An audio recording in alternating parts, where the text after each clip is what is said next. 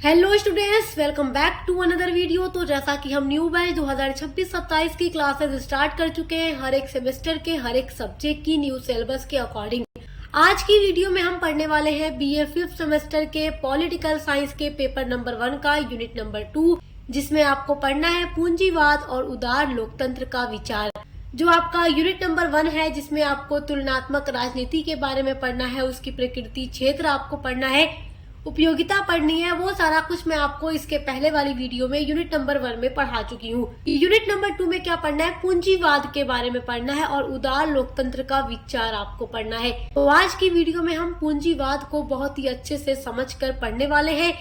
जिस भी यूनिवर्सिटी में सब्जेक्टिव पेपर होता है या जिस यूनिवर्सिटी में ऑब्जेक्टिव पेपर होता है, दोनों बच्चों के लिए आज का वीडियो इम्पोर्टेंट है, क्योंकि देखिए जब आप फुल डिटेल क्लास किए रहेंगे तो क्वेश्चन एमसीक्यू पर आए या फिर थ्योरी बेस्ड आए, आप इजीली अपने आंसर को अटेम्प्ट कर लेंगे। और जो पेपर 2 है उसकी भी क्लासेस चैनल पे चल रही है, तो आपको टेंशन नहीं लेना है, हमारे साथ जुड़े रहिए, अच्छे से पढ़ाई करते रहिए। सबसे पहले तो आपको ये जानना है पूंजीवाद है क्या, पूंजीवाद का अर्थ क्या है। देखिए, जो पूंजीवाद होता है ये उस आर्थिक प्रणाली को कहते हैं जिसमें उत्पादन के जितने भी साधन होते हैं, कोई उत्पादन किया जा रहा है, चाहे वस्तु को बनाया जा रहा है या सेवाओं को बनाया जा रहा है, उस पर निजी स्वामित्व होता है। किसी व्यक्ति का या व्यक्ति के समूह का उस पर अगर स्वामित्व है, अधिकार है, तो वो पूंजीवाद कहलाता है। यानी कि कहने का तात्पर्य क्या है कि किसी भी उत्पादन के साधन पर कोई उद्योग धंधा स्थापित किया गया है, उसमें प्रोडक्शन किया जा रहा है, उत्पादन किए जा रहे हैं और उस पर किसी व्यक्ति का पूरा अधिकार है, क्योंकि वो उसका निजी है, अपना है, या उस पर व्यक्तियों के समूह का अधिकार है। मतलब कि देखो, बिजनेस सिंगल पर्सन भी कर सकता है और एक पार्टनरशिप में भी बिजनेस किया जाता है। तो वो अपनी खुद की पूंजी लगाकर एक बिजनेस खड़ा करते हैं, एक उद्योग धंधा स्थापित करते हैं जिसमें वस्तुओं या सेवाओं का उत्पादन करते हैं, उनको बेचने के लिए किस उद्देश्य से, लाभ कमाने के उद्देश्य से। तो वहां पर वो किसका धन लगा रहे हैं, अपने व्यवसाय में, अपने कारोबार में, अपने उद्योग धंधे में अपना खुद का धन लगा रहे हैं, तो वही पूंजीवाद है। यानी उत्पादन के साधन पर जब व्यक्ति का या व्यक्तियों के समूह का अधिकार है, निजी स्वामित्व है, तो पूंजीवाद कहलाता है।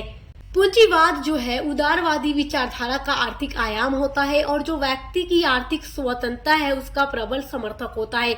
क्योंकि जब कोई व्यक्ति अपना खुद का धन लगाकर, पूंजी लगाकर कोई व्यवसाय, कोई कारोबार, कोई बिजनेस खड़ा करता है, तो वो बिजनेस उसका खुद का होता है, निजी होता है, और उसमें जितने भी मैनेजमेंट वगैरह करना है, कोई भी काम करना है, कोई भी नियंत्रण करना है या कोई भी निर्णय लेना है, वो सब कुछ कौन करेगा, वही व्यक्ति करेगा जिसने अपना पैसा लगाकर अपना कारोबार शुरू किया है। इसी के नाते यह खुली प्रतियोगिता और खुले बाजार पर भी बल देता है, क्योंकि देखिए कोई भी आप काम करने जाते हैं उसमें कंपटीशन बहुत ज्यादा होता है। तो जो एक बिजनेसमैन है, जो एक उद्योगपति होता है, वो हमेशा कंपटीशन का सामना करने के लिए खुद को तैयार रखता है, जिसमें राज्य की भूमिका नगण्य हो जाती है। कहने का मतलब यह है कि जो पूंजीवाद होता है उसमें राज्य की भूमिका नगण्य हो जाती है। राज्य की भूमिका का मतलब है सरकार का नियंत्रण या हस्तक्षेप उसके व्यवसाय पर नहीं होता, क्योंकि यहाँ पर देखिए जो भी व्यवसाय किया जा रहा है, पूंजीवाद जो है, इस पर कोई व्यक्ति खुद का धन लगाकर कारोबार कर रहा है, उद्योग धंधे स्थापित कर रहा है लाभ कमाने के उद्देश्य से, तो उस पर सरकार का कोई हस्तक्षेप नहीं होगा, सरकार के नियंत्रण से उसका व्यवसाय बाहर होगा, क्योंकि उसके व्यवसाय पर जितना भी निर्णय लेना होगा वो स्वयं लेगा जिसने अपना व्यवसाय शुरू किया है। और जब आप अगले यूनिट में समाजवाद के बारे में पढ़ेंगे तब आप वहां देखेंगे, वहां सरकार का अधिकार होता है, सरकार का स्वामित्व होता है। तो जैसा कि मैंने आपको बताया, पूंजीवाद वह आर्थिक प्रणाली होती है जिसमें उत्पादन के साधनों पर व्यक्ति का निजी अधिकार होता है। और जब सामंतवादी व्यवस्था का पतन हो गया तो उसके बाद पूंजीवाद का उदय हुआ और लोगों ने अधिक लाभ कमाने के उद्देश्य से अपनी पूंजी लगाकर अपना व्यवसाय, अपना उद्योग धंधा स्थापित करना शुरू कर दिया। इसमें उपलब्ध संसाधन निजी हितों के लिए प्रयुक्त किए जाते हैं। यानी कोई भी वस्तु बनानी होगी, जैसे ये पेन है, या कोई भी चीज बनानी हो, कोई भी वस्तु का उत्पादन करना हो, तो उसको बनाने के लिए जितने भी रॉ मटेरियल की नीड होगी वो निजी हित के लिए प्रयोग किए जाएंगे, क्योंकि जिस इंसान का व्यवसाय है उसी के हित में वो यूज किए जाएंगे, ताकि वस्तुओं को बनाकर बेचकर लाभ कमाया जा सके। पूंजीवाद के सिद्धांतों पर पनपी अर्थव्यवस्था को पूंजीवादी अर्थव्यवस्था कहते हैं और ये जो पूंजीवाद है इसके सिद्धांत पर पनपी जो भी अर्थव्यवस्था होती है उसी को पूंजीवादी अर्थव्यवस्था के नाम से जाना जाता है। आप लोगों ने हिस्ट्री में पढ़ा होगा इंग्लैंड की औद्योगिक क्रांति, जो इंग्लैंड में सबसे पहली बार हुई थी। तो जब इंग्लैंड की औद्योगिक क्रांति संपन्न होती है तो उसके बाद जो पूंजीवादी अर्थव्यवस्था थी यानी जो पूंजीवाद था वो सामने आता है। और जो बड़े बड़े पूंजीपति थे वो अपना पूंजी लगाकर, अपना धन लगाकर बड़ा बड़ा उद्योग धंधा स्थापित करने लगे, अलग अलग प्रकार के व्यवसाय शुरू करने लगे, जिससे कि वो दिन प दिन और अमीर बनते चले गए। तभी से ये जो पूंजीवाद है वो अस्तित्व में ज्यादा आया है। आपकी अगली हेडिंग है उत्पत्ति, अभिप्राय व विकास, यानी ओरिजिन, मीनिंग एंड डेवलपमेंट। उत्पत्ति मतलब ओरिजिन होता है, अभिप्राय मतलब मीनिंग और विकास मतलब डेवलपमेंट होता है। तो मीनिंग तो आप अभी समझ ही चुके हैं, यहाँ पर आप उत्पत्ति और विकास के बारे में समझिए। देखिए जो पूंजीवादी विचारधारा है ये कोई नई विचारधारा नहीं है, बल्कि ये बहुत ही पुरानी विचारधारा है। आपने हिस्ट्री में पढ़ा होगा या आपने पॉलिटिकल साइंस में या आपने इकोनॉमिक्स में भी पढ़ा होगा कि देखिए बहुत पहले क्या होता था, वस्तु विनिमय प्रणाली चलती थी, यानी बार्टर सिस्टम जिसको इंग्लिश में कहा जाता है। उस समय धन नहीं था। आप वैदिक काल की बात करें या उससे पहले की बात करें, बहुत प्राचीन समय की मैं बात कर रही हूँ आपके साथ, तो उस समय धन नहीं था, मनी नहीं थी। देखिए आज हमारे हाथों में क्या है, रुपया है, जो हमारे भारत की करेंसी है रुपया। तो अगर हमें एक पेन लेना हो, कॉपी लेनी हो, नोटबुक हो या फिर कोई भी सामान हमें खरीदना हो अपनी जरूरत का, तो उसको खरीदने के लिए हम क्या करते हैं, वस्तु की जितनी कीमत है उतना रुपया चुकाते हैं, उतनी मनी देते हैं दुकानदार को और अपने जरूरत की कोई भी चीज खरीद लेते हैं। लेकिन बहुत पहले ऐसा नहीं था, उस समय धन नहीं था। तो जब किसी व्यक्ति को किसी चीज की आवश्यकता होती थी तो उसके पास जो भी चीज अधिक होती थी, जैसे मान लीजिए एक आदमी है जिसके पास दाल बहुत ज्यादा है और एक आदमी के पास चावल बहुत ज्यादा है। अब उस जिसके पास चावल ज्यादा है उसको दाल की जरूरत है, जिसके पास दाल ज्यादा है उसको चावल की जरूरत है। तो दोनों आपस में बात करेंगे और एक दूसरे से क्या करेंगे, वस्तुओं का आदान प्रदान कर देंगे कि तुम मुझे थोड़ी सी दाल दे दो, दाल के बदले मैं तुम्हें थोड़ा सा चावल दे देता हूँ या दे देती हूँ। तो मतलब धन नहीं था तो वस्तु के बदले वस्तु का ही बदल लिया करते थे अपनी आवश्यकता के अनुसार। तो यही था बार्टर सिस्टम, वस्तु विनिमय प्रणाली। फिर धीरे धीरे सभ्यता का विकास होता गया और आज हमारे देश में रुपया है जो हमारे भारत की करेंसी है, और इसी तरीके से हर देश की अलग अलग करेंसी है जिससे लोग वस्तुओं को या सेवाओं को परचेस करते हैं। तो जो पूंजीवादी है वो बहुत ही पुरानी विचारधारा है जिसका मूल मानव की प्रकृति में ही निहित है और लोगों की आर्थिक आवश्यकता जो रही है, जिन्हें संतुष्ट करने के लिए, जिन्हें पूरा करने के लिए, यानी जो भी हमारी आर्थिक आवश्यकता रही है उनको पूरा करने के लिए हम क्या करते हैं, मनी का यूज करते हैं। बट पहले बार्टर सिस्टम को यूज किया जाता था। उन्होंने वस्तुओं का लेन देन भी करना शुरू किया। किसी ने उस वस्तु को बनाया तो किसी ने बेचा तो किसी ने खरीदा। और आज के टाइम में क्या है, वही चीजें हैं, कोई बनाता है, कोई बेचता है, कोई खरीदता है। पूंजीवाद के विषय में विद्वानों में भिन्न भिन्न मत भी है, यानी अलग अलग जो विद्वान होते हैं उनमें मतभेद भी होता है। पूंजीवाद आर्थिक प्रणाली की जो परिभाषा है विभिन्न विद्वानों ने इसकी विशेषताओं के आधार पर ही की है। मतलब इसकी विशेषताओं को देखकर उन्होंने इसकी परिभाषा के बारे में बताया है। तो पूंजीवाद की कुछ मुख्य परिभाषाएं इस प्रकार हैं, जैसे आप देख सकते हैं। पहली डेफिनेशन यहाँ पर नोट की है मैंने, तो पीगू महोदय लिखते हैं, देखिए पूंजीवादी वह आर्थिक प्रणाली होती है जिसमें उत्पत्ति के भौतिक जो भी साधन होते हैं और जो भी अधिकार होता है या उपयोग का जो भी अधिकार होता है कुछ ही व्यक्तियों के पास होता है। अब कुछ ही व्यक्तियों का मतलब वो है जो पूंजीपति है, जिसने पूंजी लगाकर कोई उद्योग धंधा स्थापित किया है, किसी वस्तु या सेवा का उत्पादन करा रहा है, जिसके अंडर में ज्यादा से ज्यादा लेबर काम कर रहे हैं और उन लेबर को यानी मजदूरों को उसके काम करने के बदले मजदूरी दी जाती है। और फिर उन वस्तुओं को बनाकर बेच करके जो लाभ कमाता है वो किसका होता है, लाभ, प्रॉफिट किसका होता है, उस इंसान का जिसने उस व्यवसाय को शुरू किया है, उस उद्योग धंधे को स्थापित किया है। और इन साधनों का संचालन इन व्यक्तियों के द्वारा इस प्रकार किया जाता है कि इनकी सहायता से जो वस्तुएं अथवा सेवाएं उत्पन्न होती है उनके द्वारा लाभ कमाया जाता है। अब लाभ जो कमाया गया वो उसी व्यक्ति का होगा जिसने पूंजी लगाकर व्यवसाय स्थापित किया है। पूंजीवादी अर्थव्यवस्था वह है जिसमें उत्पत्ति के साधनों का प्रमुख भाग पूंजीवादी उद्योगों में कार्यरत होता है। तो पीगू महोदय यही बताने की कोशिश कर रहे हैं अपनी डेफिनेशन के थ्रू कि पूंजीवादी में उन्हीं का अधिकार होता है जिसने स्वयं की पूंजी लगाकर बड़े पैमाने पर उद्योग धंधा स्थापित किया है, जिसके अंडर में लेबर काम करके वस्तुओं का उत्पादन कर रहे हैं। और उन सभी चीजों पर अधिकार किसका है, जो मेन उसका मालिक है, जो ऑनर होता है। और फिर उसको बेचकर जो भी लाभ कमाया जाता है वो उसी इंसान का लाभ होता है जिसने अपनी पूंजी लगाकर अपना एक बड़ा सा कारोबार, अपना बड़ा सा उद्योग स्थापित किया है। देखिए पीगू की अभी आपने जो परिभाषा देखी है, पढ़ी है और समझी है, वो परिभाषा पूंजीवाद की बहुत सारी विशेषताओं के बारे में बताती है। उनकी ये जो परिभाषा है पूंजीवाद की बहुत सारी विशेषताओं को उजागर करती है, उन पर प्रकाश डालती है।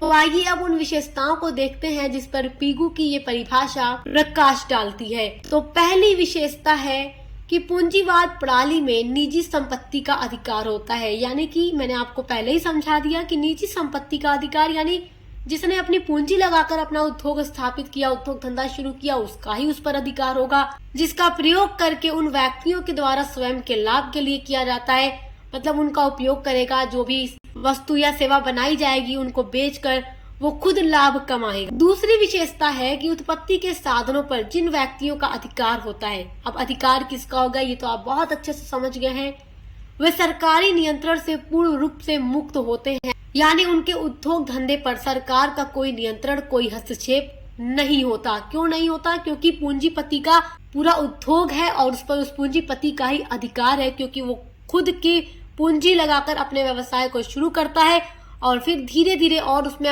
लाभ कमाता है और लाभ लगाता है, उसमें पैसे लगाता है और बड़ा करता है, तो उस पर सरकार का कोई हस्तक्षेप या नियंत्रण नहीं होता। तीसरी विशेषता है कि उत्पादन का एकमात्र उद्देश्य लाभ अर्जित करना है। जब भी कोई व्यक्ति कोई उद्योग धंधा स्थापित करने जाता है तो पहले वो ये चीज नहीं सोचता कि वो क्या करेगा, कौन सी वस्तु या सेवा का उत्पादन करेगा जिससे समाज को फायदा होगा। वो पहले अपने लाभ के बारे में सोचता है, फिर उसी चीज को वो उत्पादित करता है, उसी चीज का उत्पादन करता है जो कस्टमर या कंज्यूमर खरीदने में दिलचस्पी रखते हैं। और फिर अपने इसी उद्देश्य को वो ध्यान में रखता है कि कौन सी चीजें उपभोक्ता खरीदेगा जिससे उसे अधिक लाभ होगा। तो इन सब चीजों को ध्यान में रखकर ही वो अपने उत्पादन की चीजों को शुरू करता है। अगली डेफिनेशन है बेनहम के अनुसार। तो देखिए बेनहम क्या लिखते हैं। ये लिखते हैं कि पूंजीवादी अर्थव्यवस्था जो है आर्थिक तानाशाही की प्रतिरोधी है। देखिए उत्पादन के क्षेत्र में कोई केंद्रीय आयोजन नहीं होता और राज्य के द्वारा लगाए गए प्रतिबंधों को छोड़कर प्रत्येक व्यक्ति अपनी इच्छा के अनुसार कार्य करने को स्वतंत्र होता है।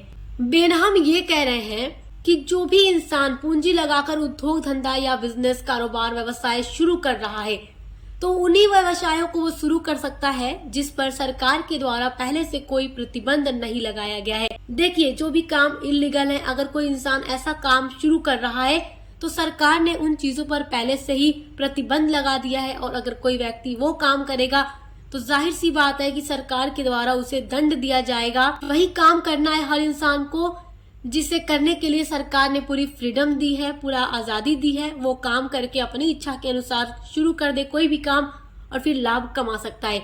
हाँ, ऐसा कोई काम नहीं करना है जो इलीगल है, जिस पर सरकार ने पहले से ही प्रतिबंध लगा दिया हो। देखिए प्रत्येक व्यक्ति जो होता है अपनी इच्छा के अनुसार ही आर्थिक फैसले लेता है और आर्थिक क्रियाएं करता है और अपना काम करता है और लाभ कमाता है, क्योंकि वो प्रत्येक उत्पत्ति के साधन का स्वामी होता है, मालिक होता है। इनको वो अपनी इच्छा के अनुसार किसी भी प्रयोग में लगाकर आय अर्जन कर सकता है, यानी लाभ कमा सकता है। जितने भी उत्पादन के साधन होंगे उस पर उनका निजी स्वामित्व है, अपना अधिकार है। वो जो भी चाहे वस्तु बनाकर उनको बेचकर लाभ कमा सकते हैं। आपकी अगली हेडिंग है पूंजीवाद की विशेषताएं। तो आपके एग्जाम के लिए पूंजीवाद का अर्थ, परिभाषा, विशेषता या पूंजीवाद प्रणाली के गुण या दोष सब कुछ इम्पोर्टेंट है। तो आज की वीडियो में मैं सारी चीजें ही आप लोगों के साथ डिस्कस कर रही हूँ ताकि आप लोग एक ही वीडियो से अपने सारे टॉपिक को तैयार कर सकें। तो क्या होती है पूंजीवाद की विशेषताएं, आइए पहले उनको देख लेते हैं। पूंजीवाद की पहली विशेषता है निजी संपत्ति। निजी संपत्ति का मतलब जो पूंजीपति है अपनी खुद की पूंजी लगाकर उसने अपना व्यवसाय, उद्योग धंधा स्थापित किया है, तो जो भी प्रॉपर्टी है, जो भी संपत्ति है उस पर किसका अधिकार होगा? जाहिर सी बात है उसी व्यक्ति का अधिकार होगा जिसने अपनी पूंजी लगाकर अपना उद्योग धंधा स्थापित किया है। दूसरी इसकी विशेषता है अधिकतम लाभ। देखो बड़े बड़े जो पूंजीपति होते हैं वो जब बड़ा बड़ा उद्योग धंधा स्थापित करते हैं उनके अंडर में बहुत सारे लेबर्स, मजदूर काम करते हैं और उनको उसके काम के बदले मजदूरी, सैलरी, वेजेस देते हैं और उसके बाद जो भी वस्तु या सेवा वो लोग बनवाते हैं, मैन्युफैक्चर कराते हैं, उनको बेचकर वो लाभ कमाते हैं और लाभ जितना बढ़ेगा उनका खुद का लाभ होगा, उसमें किसी लेबर का कोई अधिकार नहीं होगा। जो मालिक है बिजनेस का उसका ही पूरा अधिकार हो, लाभ ज्यादा हो या कम उस पर अधिकार किसका होगा? पूंजीपति का ही होगा। तीसरी इसकी विशेषता है उद्यम की स्वतंत्रता।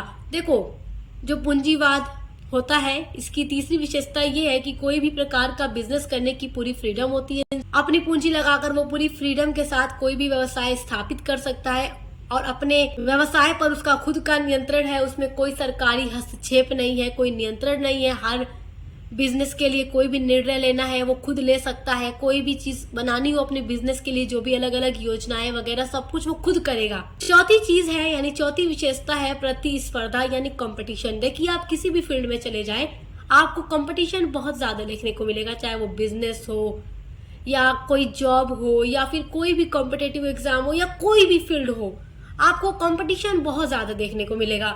तो जो बड़े बड़े उद्योगपति होते हैं, जो इंटरप्रेन्योर होते हैं, वो हमेशा अपने आप को तैयार रखते हैं प्रतिस्पर्धा से निपटने के लिए। वो प्लानिंग करते हैं, वो दूर तक की चीजें सोचते हैं और उसके हिसाब से वो पूरा प्लानिंग करते हैं कि किस तरीके से वो इन सब चीजों से निपट सकते हैं और अपने प्रोडक्ट को ऐसा बनाते हैं जिससे कि जो उपभोक्ता है, जो कस्टमर या कंज्यूमर है, उनके प्रोडक्ट की तरफ अपने आप अट्रैक्ट होते हैं और उनकी चीजें बिकती रहती हैं। तो हर समय वो प्रतिस्पर्धा से निपटने के लिए भी तैयार रहते हैं। पूंजीवाद की पांचवी विशेषता है उपभोक्ता की पसंद। उपभोक्ता कौन होता है? जो वस्तुओं का प्रयोग करेगा। मेरे हाथों में ये पेन देख रहे हैं, मैं इस पेन का प्रयोग कर रही हूँ तो मैं उपभोक्ता हुई, यानी खरीद कर मैं इसका यूज कर रही हूँ। अच्छा देखो उपभोक्ता और कस्टमर, देखो उपभोक्ता को इंग्लिश में कंज्यूमर कहते हैं और कस्टमर जो ग्राहक होता है। तो कस्टमर और कंज्यूमर में बड़ा फर्क होता है। फर्क यहाँ पर ध्यान से सुनिएगा, यहाँ उपभोक्ता वर्ड आ गया तो ये आपको बताना भी जरूरी है ताकि आप इन चीजों के बीच डिफरेंसेस समझ सकें। अगर आप कोई वस्तु खरीदने जा रहे हैं तो आप उसके ग्राहक हैं। आप एक दुकान पर गए इस पेन को खरीदने के लिए, तो उस समय आप एक कस्टमर है यानी ग्राहक है। आपने पेन को खरीद लिया। अब जरूरी तो नहीं है कि आपने पेन को खरीदा है तो आप खुद ही इस्तेमाल करेंगे। हो सकता है आप किसी दोस्त को गिफ्ट में दे दें, तो गिफ्ट में देंगे आप अपने दोस्त को, तो आपका दोस्त उस पेन को इस्तेमाल करेगा। तो इस्तेमाल करने वाला कौन हो गया? उपभोक्ता। और अगर आप खुद ही खरीद कर खुद ही इस्तेमाल करते हैं तो कस्टमर भी आप हैं, कंज्यूमर भी आप हैं। लेकिन खरीद कर किसी और को दे दिया तो कस्टमर आप हैं, प्रयोग करने वाला कोई और है। तो कस्टमर कंज्यूमर हो सकता है लेकिन जरूरी नहीं है कि कंज्यूमर कस्टमर हो। ठीक है, आई होप कि समझ गए होंगे आप। तो उपभोक्ता की पसंद का मतलब ये है कि जो बड़े बड़े पूंजीपति होते हैं जब किसी वस्तु का उत्पादन कराते हैं उनको बेचने के लिए, लाभ कमाने के लिए, तो वो पहले इस चीज को देखते हैं कि मार्केट में किस चीज की डिमांड है, जो कस्टमर है, कंज्यूमर है, वो किन चीजों को खरीद रहा है, वो किस तरह का प्रोडक्ट बनाए जिससे कि कंज्यूमर उनसे संतुष्ट हो सके, उनको बार बार खरीदे और यूज करने के बाद सोचे कि हाँ ये प्रोडक्ट मेरे लिए बढ़िया है, इसको मैं दोबारा परचेस करना चाहती हूँ। तब आप उसको बार बार खरीदेंगे, जब खत्म हो जाएगा तब खरीदें। तो इसलिए पूंजीपति इन सब चीजों का भी ध्यान रखते हैं। उपभोक्ता की पसंद को ध्यान में रखकर वो वस्तुओं का उत्पादन करते हैं जिनसे वो हमेशा लाभ ही कमाते हैं। तो आई होप कि आप पूंजीवाद की विशेषताएं बहुत अच्छे से समझ गए होंगे। आइए अब देखते हैं पूंजीवादी प्रणाली के गुण क्या क्या है। एग्जाम में अक्सर पूंजीवादी प्रणाली के गुण और दोष पूछ लेता है, क्वेश्चन में, लॉन्ग क्वेश्चन में पूछता है, तो बड़े ध्यान से समझिएगा। देखिए पहला गुण है स्वयं संचालित। स्वयं संचालित का मतलब जो व्यक्ति पूंजी लगाकर अपना उद्योग स्थापित करता है, उद्योग धंधा शुरू करता है, तो स्वयं ही वो उसको संचालित करता है। वो किसी के लिए बाध्य नहीं होता कि उसके बिजनेस में आकर कोई और फैसले करेगा, निर्णय लेगा। जिसका कारोबार है, जिसका उद्योग धंधा है, वो खुद ही उसका मालिक है। कैसे योजनाएं बनानी है, किन वस्तुओं का उत्पादन कराना है, कितनी मात्रा में कराना है, कैसे रॉ मटेरियल परचेस करना है, सारी चीजों के बारे में वो खुद ही सोचता है, करता है। और उसके बहुत सारे लेबर्स होते हैं जो उसकी बात मानकर, मतलब कि जो वो ऑर्डर देता है उसको फॉलो करते हैं। तो ये स्वयं संचालित होता है, ये इसका एक गुण है, यानी इसका एक फायदा ये है। दूसरा इसका फायदा या गुण है संसाधनों का अनुकूलतम प्रयोग और उत्पादकता में वृद्धि। संसाधन जो होते हैं उनका सही मात्रा में प्रयोग किया जाता है और वस्तुओं को बनाया जाता है, उनका उत्पादन किया जाता है और सही मात्रा में वस्तुओं का उत्पादन किया जाता है। पूंजीवाद प्रणाली का तीसरा गुण या फायदा है उत्पादन में प्रोत्साहन। देखो हर उद्योगपति यही चाहता है कि जिन वस्तु या सेवाओं का वो उत्पादन करवा के सेल कर रहा है वो ज्यादा से ज्यादा बिके और उसे अधिक से अधिक लाभ हो, तो इसलिए वो लगातार ही उत्पादन कराने में प्रोत्साहित रहता है कि ज्यादा से ज्यादा प्रोडक्शन होगा तो जितनी भी मार्केट में डिमांड होगी वो पूरी करेंगे तो अधिक अधिक लाभ कमाएंगे। तो हर उद्योगपति उत्पादन कराने में प्रोत्साहित रहता है। और इसका चौथा गुण है तकनीकी विकास। देखो, जब जैसे जैसे उत्पादन बढ़ता जाएगा और बिकता जाएगा, लाभ कमाता रहेगा उद्योगपति, तो तकनीकी का भी विकास होगा, टेक्नोलॉजी भी डेवलप होती चली जाएगी। तो पूंजीवाद प्रणाली के ये सारे गुण हैं। आई होप कि आप इनको बहुत अच्छे से समझ गए होंगे। देखिए, आपकी अगली हेडिंग है पूंजीवाद के दोष। दोष का मतलब डिमेरिट और गुण का मतलब मेरिट। तो दोष का मतलब होता है हिंदी में बुराइयां, बुराइयां कहिए या दोष कहिए। तो पूंजीवाद के दोष में पहला पॉइंट है आर्थिक असमानताएं।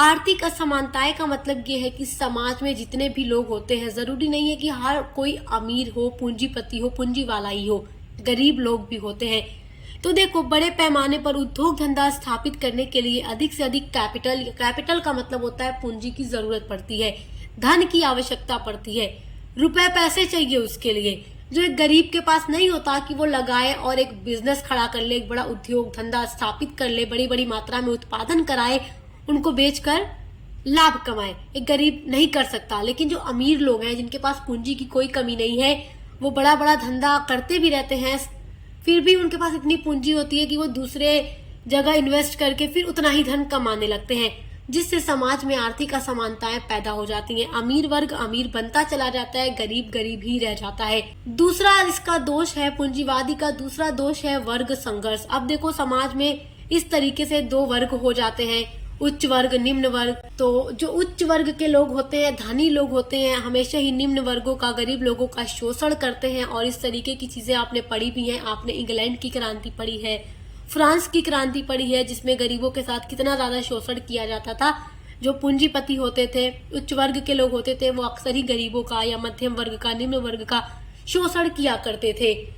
और तीसरा पॉइंट है अपव्यय, यानी कि फिजूल खर्च बहुत ज्यादा होता है। अब देखो, हर उद्योगपति यही चाहता है कि जो भी वस्तु या सेवा वो उत्पादित करा रहा है वो अधिक से अधिक बिके, तो वो अधिक से अधिक उत्पादन कराता है।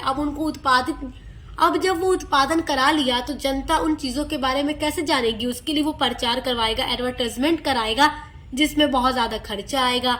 अब उन सारे खर्चों को वो किस पर जोड़ेगा? अपने प्रोडक्ट पर जोड़ेगा, ताकि जो भी उसने खर्चे किए हैं उन उत्पादनों को बेचकर वो उसमें सारा कुछ कमा ले, तो जिससे कि वो चीजें जनता को महंगी मिलेगी। तो फिजूल खर्ची भी बहुत ज्यादा होती है। चौथा दोष है धनी व्यक्तियों का आधिपत्य। समाज में हमेशा धनी व्यक्तियों का आधिपत्य रह जाता है। जैसे आप देख सकते हो, जो बड़ा बड़ा उद्योग धंधा होता है, जो बड़े बड़े पूंजीपति स्थापित करते हैं, उसमें काम करने वाले हजारों की संख्या में लेबर है, सैकड़ों की संख्या में लेबर है, तो वो मजदूर वर्ग से आते हैं, जिन्हें उनके काम के बदले केवल मजदूरी दी जाती है। दिन रात की मेहनत वही करते हैं। मजा किसको होता है? जो वहां का मालिक है। क्यों? क्योंकि बस पूंजी है, तो उसने पूंजी लगाई है, तो जिससे वो हमेशा आराम करता है, जिससे उसकी आने वाले जो नस्लें हैं उनको भी फायदा होता है। तो धनी वर्ग का, यानी धनी व्यक्तियों का ही आधिपत्य होता है। तो ये सब पूंजीवादी अर्थव्यवस्था के दोष है, पूंजीवादी प्रणाली के दोष है। तो आई होप आप पूंजीवादी के बारे में सारा कुछ बहुत अच्छे से समझ गए होंगे, और एग्जाम में आपको क्वेश्चन आएगा तो आप इजीली अपना आंसर लिख पाएंगे। तो इसी तरीके से हम बहुत ही अच्छे से आपकी हर एक सब्जेक्ट की क्लासेस कंप्लीट करा रहे हैं। तो पहली बार आए हैं तो चैनल को सब्सक्राइब जरूर कीजिएगा, क्योंकि ये चैनल बीए के लिए बेस्ट चैनल है। अब मिलते हैं अगली वीडियो के साथ।